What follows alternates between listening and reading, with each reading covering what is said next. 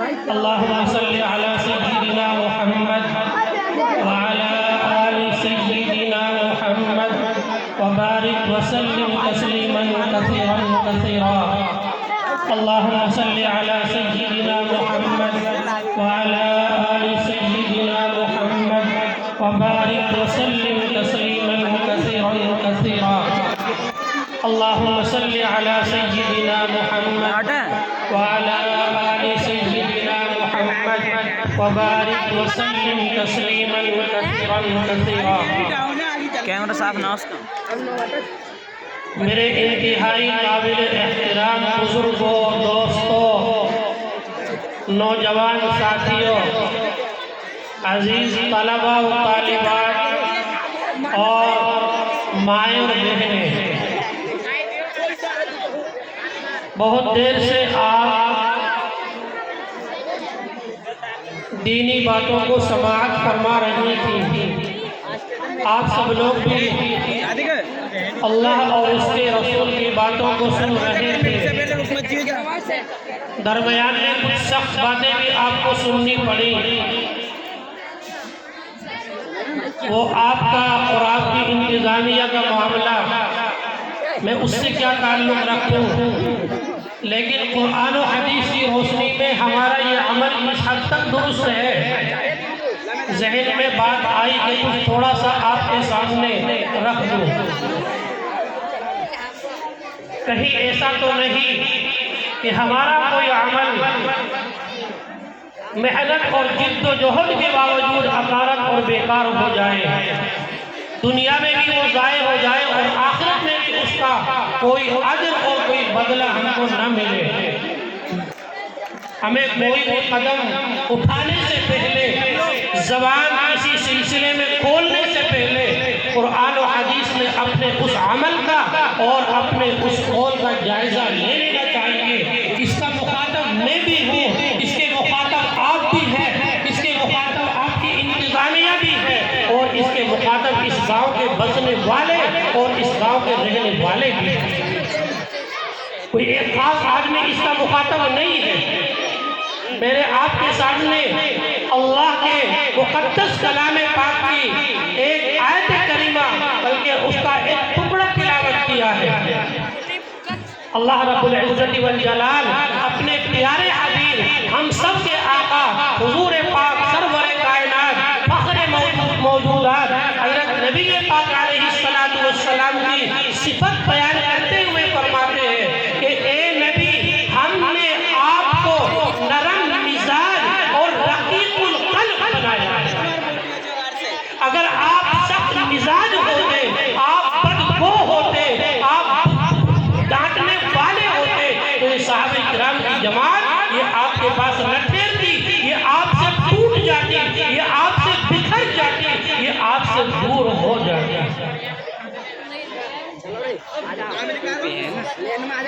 حدیث پاک میں نے آپ کے سامنے پڑھی، جس میں حضرت نبی پاک علیہ السلام نے 3 باتوں کی نصیحت فرمائی. پہلی 2 باتوں کو چھوڑ دو، تیسری بات کو میں لے کر کے چلتا ہوں. فرمایا نبی پاک علیہ السلام نے وَخَالِقِ النَّاسَ بِخُلُقٍ حَسَنٍ، لوگوں کے ساتھ اچھے اخلاق سے پیش آؤ. تمہارا رویہ، تمہارا ملنا، تمہارا جلنا، تمہارا لوگوں کے ساتھ بہرو شریعت کے مطابق ہونا چاہیے، نرم مزاجی کے ساتھ ہونا چاہیے، اچھے اخلاق کے ساتھ ہونا چاہیے. بدخلقی کے ساتھ، گندے اخلاق کے ساتھ، سخت لہجے کے ساتھ ہرگز نہیں ہونا چاہیے.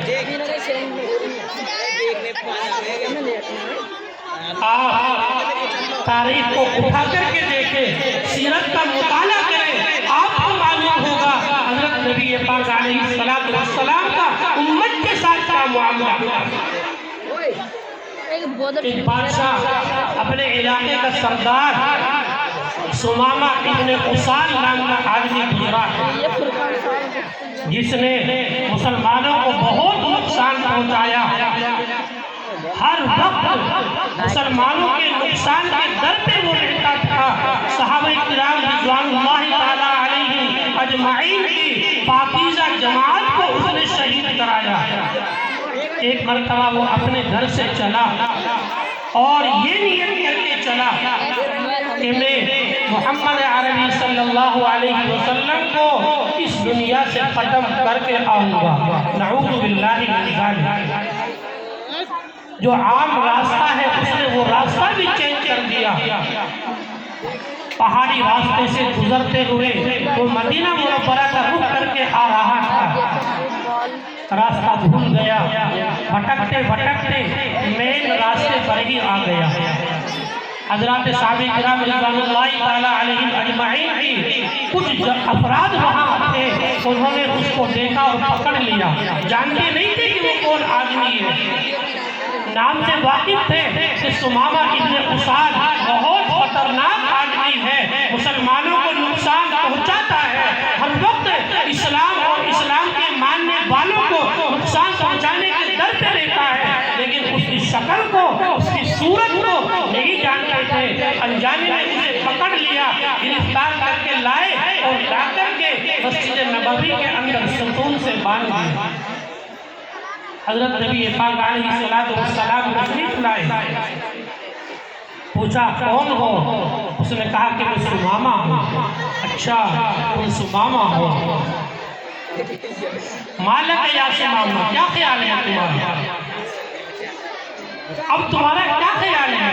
اب تو تم بندھے ہوئے ہو، زنجیروں میں جکڑے ہوئے ہو، اب تو تمہارا ایٹیٹیوڈ، اب تو تمہارا لہجہ، اب تو تمہاری عقل، اب تو تمہاری نحوت، اب تو تمہارا تکبر، اب تو تمہارا گھمنڈ، اب تو تمہاری میں ٹوٹ چکی ہوگی، بتاؤ تمہارا کیا خیال ہے؟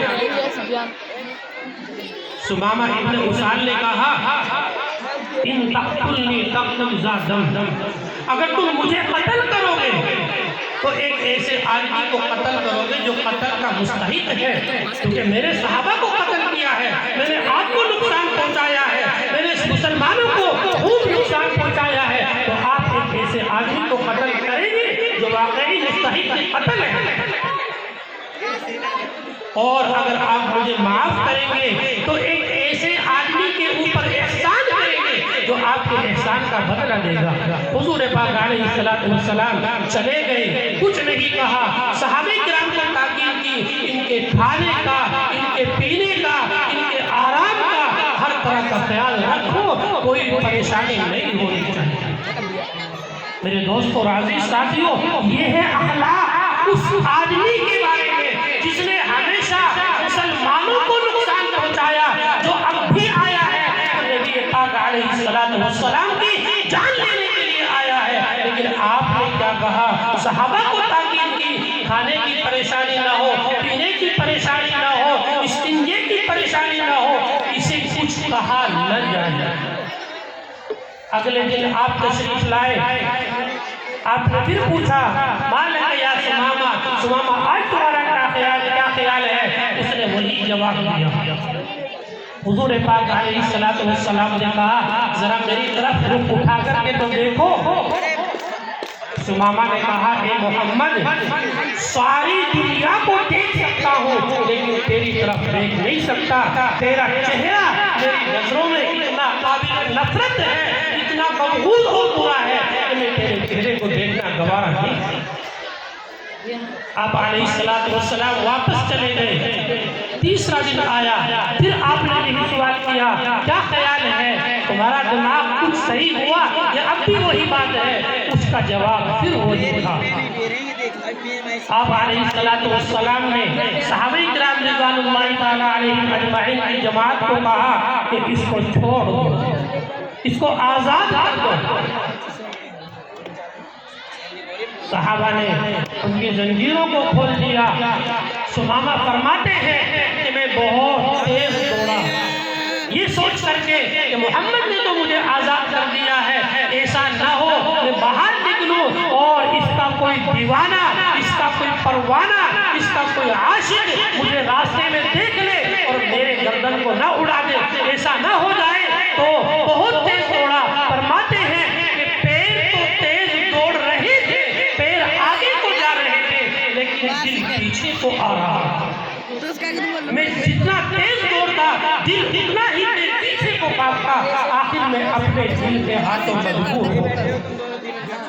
ایک کنویں پر گیا، کنویں پر جا کر میں نے غسل کیا، واپس آیا، حضور پاک علیہ السلام صحابہ کرام کے جرمن میں تشریف فرما تھے۔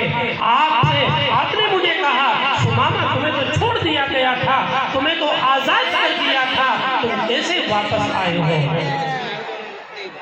ثمامہ نے کہا یہ کیسا چھوڑنا، یہ کیسا آزاد کرنا، آپ نے مجھے چھوڑا نہیں، مجھے آپ نے اپنا غلام بنا لیا، مجھے اپنا دیوانہ بنا لیا، میں تو آپ کی چھت چھایا میں رہنے کے لیے آیا ہوں، میں آپ کے قدموں میں زندگی بسر کرنے کے لیے آیا ہوں، میں گواہی دینے کے لیے آیا ہوں، اشہد ان لا الہ الا اللہ واشہد انک رسول اللہ۔ میرے دوستوں اور عزیز ساتھیوں، بتائیے یہاں کون سا سخت لہجہ تھا؟ یہاں کون سے سخت الفاظ تھے؟ یہاں کون سی تلوار تھی؟ یہاں کون سی بندوق تھی؟ نہیں، کچھ نہیں، یہاں اخلاق کا جادو تھا، یہاں اخلاق کی تلوار تھی، جس نے ثمامہ ابن اسال جیسے سخت ترین اور بدترین مزاج والے آدمی کو حضور پاک علیہ السلام کا گرویدہ اور دیوانہ بنا۔ ان کے کردار عفو و کرم کے لیے فتح مکہ کا ہے ایک حوالہ ہو، تفصیل میں جانے کا وقت نہیں ہے۔ حضرت ناظم صاحب کا حکم ہے کہ وقت زیادہ نہیں لگانا، بس دعا کرانی ہے، تو میں تو اسی ایک موقع سے بات سامنے آ گئی، ذہن میں تو مضمون دوسرا تھا، لیکن اچانک یہ بات سامنے آ گئی اور یہ بات ذہن میں آ گئی تو میں نے کہی۔ ایک صحابی ہے حضرت زید ابن حارثہ رضی اللہ تعالی عنہ، یہ بنو حارثہ قبیلے سے تعلق رکھتے تھے، ان کے والد اور ان کے خاندان کے چند افراد ان کے ساتھ سفر کر رہے تھے، راستے میں ڈاکوؤں نے ان پر ڈاکہ ڈالا اور ان کے مال کو سامان کو لوٹا اور زید ابن حارثہ اور چند اور بچوں کو بھی ان سے چھین کر کے لے گئے، لے جا کر بازار میں بیچ دیا، وہاں سے پھر بک کر کہیں اور پہنچے، پھر کہیں اور پہنچے، ہوتے ہوتے اسی طرح حضرت زید ابن حارثہ مکہ مکرمہ غلامی کی حالت میں پہنچے۔ حضرت خدیجہ الکبریٰ رضی اللہ تعالی عنہا نے ان کو خرید لیا اور خرید کر حضرت نبی پاک علیہ السلام کی خدمت میں پیش کیا کہ میں یہ غلام آپ کے لیے خرید کر کے لائی ہوں، آج سے یہ غلام آپ کی خدمت کیا کرے گا۔ حضرت نبی پاک علیہ السلام ان کو اپنے پاس رکھنے لگے۔ کچھ دنوں کے بعد ادھر زید ابن حارثہ، زید کے والد حارثہ، وہ پریشان، بیٹے کی جدائی، بیٹے کے غم میں بھولتے جاتے، اشعار پر اشعار کہتے جاتے اور کہتے کہ زید اگر مجھے معلوم ہو جاتا کہ تو سمندر پار چلا گیا ہے تو میں وہاں سے تجھے لاتا، اگر مجھے معلوم ہوتا کہ تو زمینوں کے نیچے پہنچ گیا ہے تو میں تجھے وہاں سے کھوج لاتا، لیکن تیرا تو پتہ ہی نہیں لگتا، معلوم نہیں تجھے زمین نگل گئی یا آسمان پاک گیا۔ ہوتے ہوتے حج کا زمانہ آیا، بنو حارثہ کے قبیلے کے کچھ لوگ حج کرنے کے لیے آئے، دیکھا کہ مکہ مکرمہ کے اندر ایک قریشی نوجوان ہے، اس کے ساتھ زید بھی ہے اور وہ حاجیوں میں جا رہا ہے اور حاجیوں کو دین کی دعوت دے رہا ہے۔ انہوں نے زید کو پہچان لیا، حج کا وقت پورا ہوا، وہ گھر واپس پہنچے، جا کر کے حضرت حارثہ سے کہا کہ تمہارا بیٹا ہم نے مکہ مکرمہ کے اندر دیکھا ہے۔ ان کی خوشی کا ٹھکانہ نہیں رہا، فوراً بہت سارا سامان، بہت سارے ہدایہ اور تحائف انہوں نے لیے، بہت سارا پیسہ لیا اور مکہ مکرمہ پہنچ گئے۔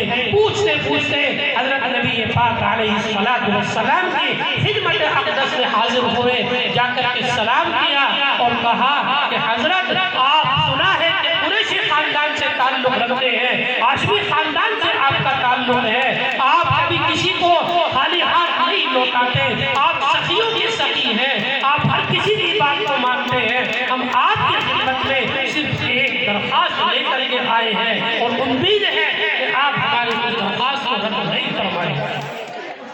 حضور پاک علیہ السلام نے کہا ہاں بتاؤ کیا ہے، کون سی درخواست ہے؟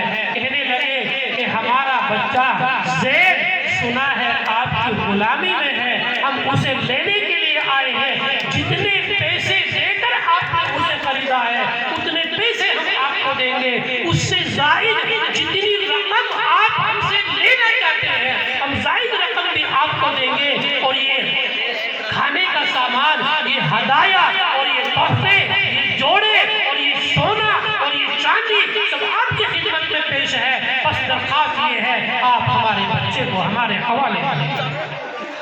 میرے دوستو عزیز ساتھیوں، مجھ جیسا اگر کوئی ہوتا تو اس کے تو یہ سوچتا کہ آج تو چاندی کٹ گئی، مزہ آ گیا، پیسہ بھی مل رہا ہے، قیمت بھی مل رہی ہے اور بہت زیادہ مل رہا ہے، فوراً اس موقع کو بنایا جائے، لیکن آپ نے ایسا نہیں کیا۔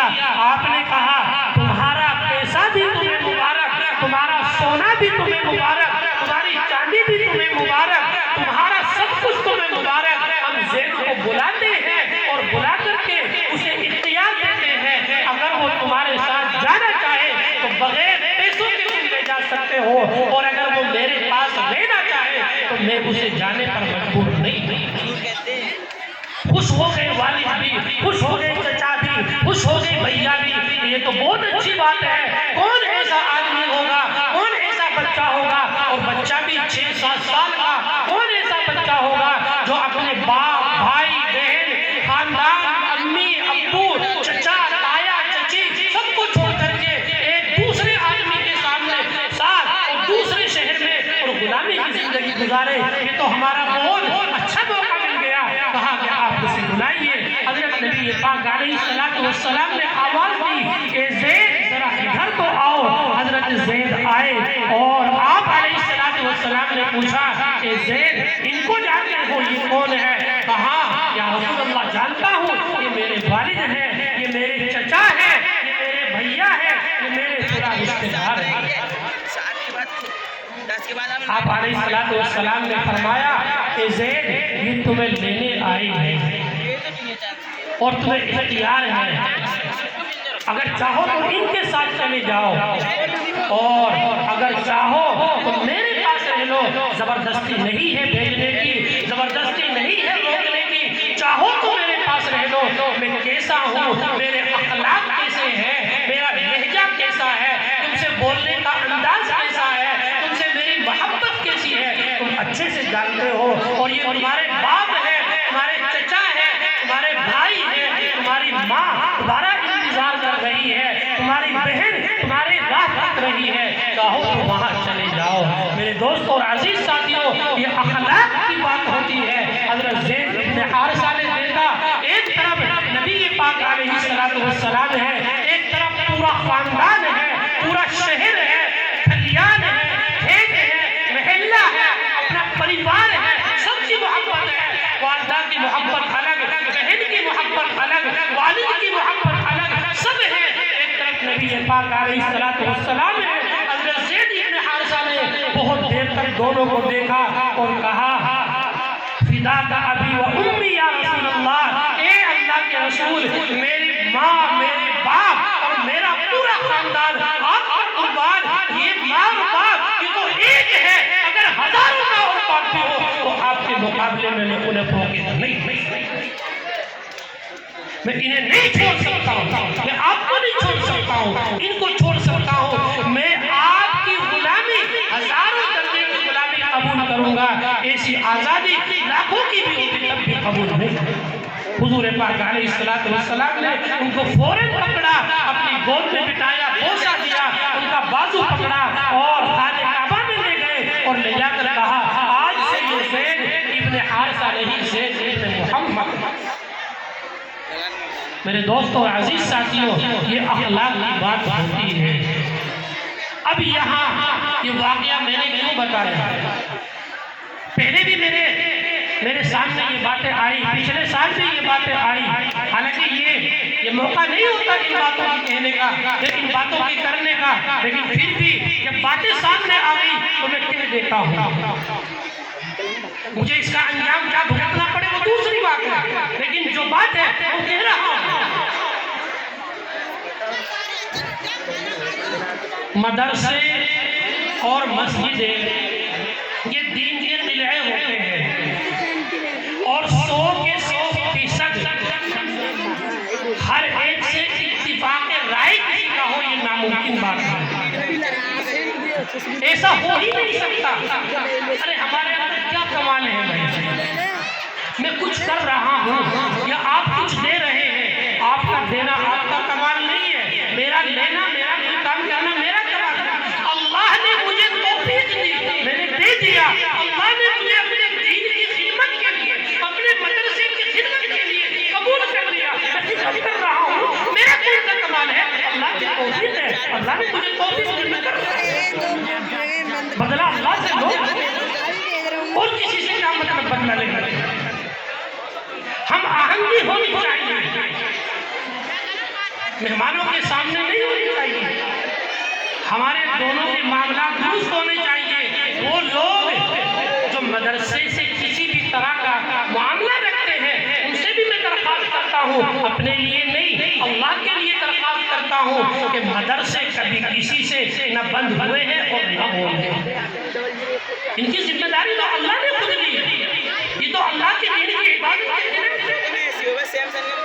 اگر کسی کے دماغ میں یہ بات ہے کہ ہماری اس کوشش سے، ہماری جدوجہد سے، ہماری اس طرح کی سازشوں سے کچھ نقصان ہوگا، نہیں، ہاں اگر اللہ چاہیں گے تو آپ کے چاہنے کے باوجود، آپ کے آباد کرنے کے باوجود نہیں ہو سکتا۔ حدیث پاک ہے وَعْلَمْ أَنَّ الْأُمَّةَ الَّذِي اجْتَمَعَتْ عَلَىٰ أَن يَنفَعُوكَ بِشَيْءٍ لَمْ يَنفَعُوكَ بِشَيْءٍ إِلَّا مَا قَدْ كَتَبَ اللَّهُ لَكَ وَإِنَّ الْأُمَّةَ الَّذِي اجْتَمَعَتْ عَلَىٰ أَن يَضُرُّوكَ بِشَيْءٍ لَن يَضُرُّوكَ بِشَيْءٍ إِلَّا مَا قَدْ كَتَبَ اللَّهُ عَلَيْكَ۔ اگر ساری کائنات مل کر اس بات پر اتفاق کر لے کہ وہ مدرسے کی انتظامیہ کو، مدرسے کے اساتذہ کو، مدرسے کی عمارت کو، مدرسے کی زمین کو، مسجد کو نقصان پہنچانا چاہے، ہرگز نقصان نہیں پہنچا سکتی مگر اتنا ہی جتنا اللہ نے مقدر میں لکھ دیا۔ اور اگر سب کے سب مل کر کے مدرسے کو بچانا چاہے، مدرسے کو نفع پہنچانا چاہے، مدرسے کو ترقی پر لے جانا چاہے تو ہرگز نہیں لے جا سکتے مگر اتنی اونچائی پر، اتنی ترقی پر جتنا اللہ نے مقدر میں لکھ دیا ہے۔ میرے دوستوں اور میرے بھائیوں، بات اگرچہ کچھ کڑوی ہو رہی ہے لیکن حقیقت یہ ہے کہ ہمیں مل کر کے کام کرنا ہے، اتفاق سے کام کرنا ہے، اتحاد سے کام کرنا ہے۔ تو ہمارا یہ ادارہ، میں کئی سال سے یہاں آ رہا ہوں، دیکھ رہا ہوں کہ یہ ادارہ ایسا نہیں تھا، ان حالات میں نہیں تھا۔ عمارت بھی محدود تھی، عمارت بھی ناقص تھی، مسجد بھی یہاں نہیں تھی، لیکن اللہ جزائے خیر دے ان حضرات کو، اللہ نے انہیں توفیق دی، اللہ نے انہیں اپنے دین کی خدمت کے لیے قبول کیا، اللہ نے ان پر احسان فرمایا، اللہ نے ان کے ساتھ اکرام کا معاملہ کیا کہ سور میرا نہ ہے قبول کر لیا۔ میں یہ سوچوں کہ میں یہاں سے میں اگر اللہ کے دین کی خدمت نہیں کروں گا تو اللہ کا دین ضائع ہو جائے گا، نہیں، ایسا نہیں ہے دوستو۔ حدیث پاک میں ہے، قرآن کریم کا صاف اعلان ہے کہ اگر تم اس دین کی خدمت کرنی چھوڑ